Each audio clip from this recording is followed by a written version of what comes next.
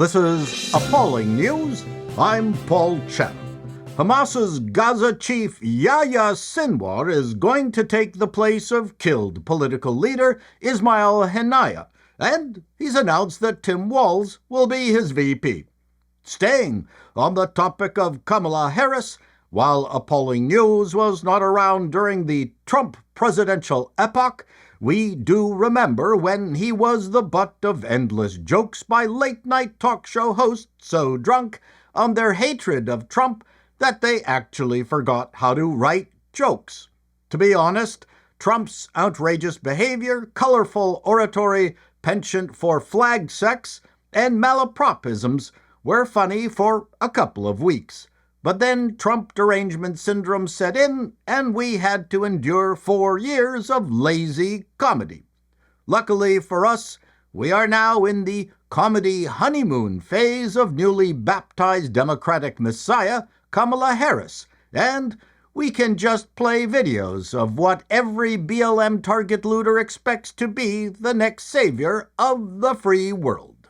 You know, we have to stay woke. Like, everybody needs to be woke. And you can talk about if you're the wokest or woker, but just stay more woke than less woke. Yeah. And as a woman, there's a balance to be struck between being tough and being a bitch.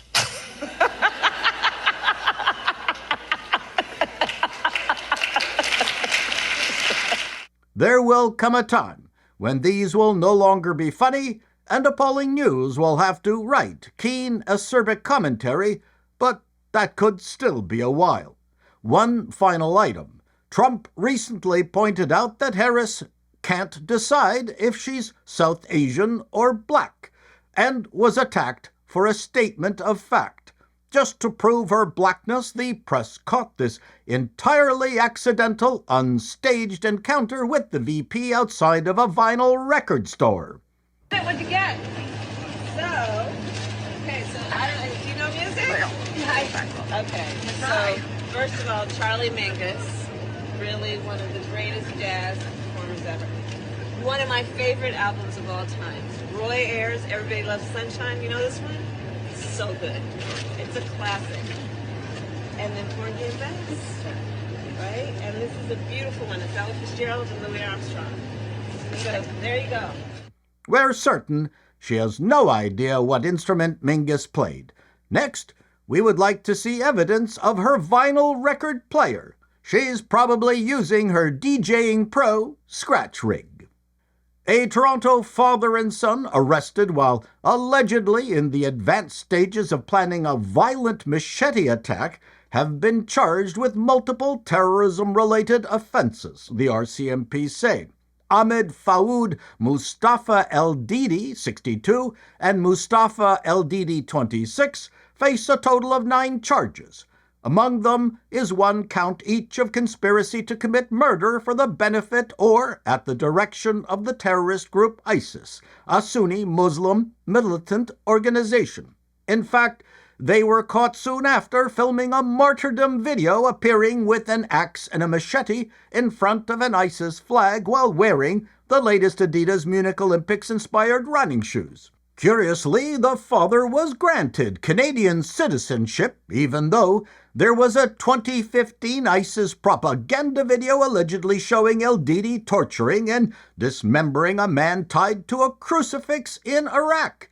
When questioned about how the father and son terrorists slipped through immigration into Canada, a Liberal spokesperson said they were really impressed with the audition tape, then added, "We knew they were terrorists, but not really, really bad terrorists." The spokesperson then quickly pointed to the Liberal Pride logo that they are still sporting more than a month after Pride Month was over, while yelling, "Diversity!" The federal government says it's reviewing its security screening process. Perhaps that should have been done 50 years ago. Still on the topic of ISIS, Nadia Murad is a Yazīdī human rights activist who was kidnapped by ISIS in August 2014 and sold into sex slavery. She escaped 3 months later and shortly thereafter she began speaking out about human trafficking and sexual violence, especially pertaining to Yazidi women.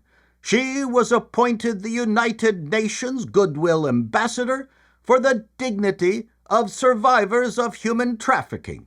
In 2018, she was co-recipient with Congolese physician Denis Mukwege of the Nobel Prize for Peace.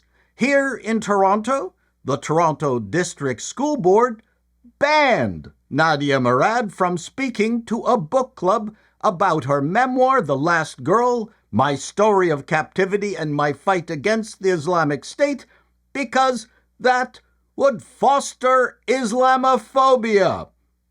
Ironically, the deranged TDSB, by banning Murad in their ideological hysteria, just equated Toronto's Muslim community with ISIS.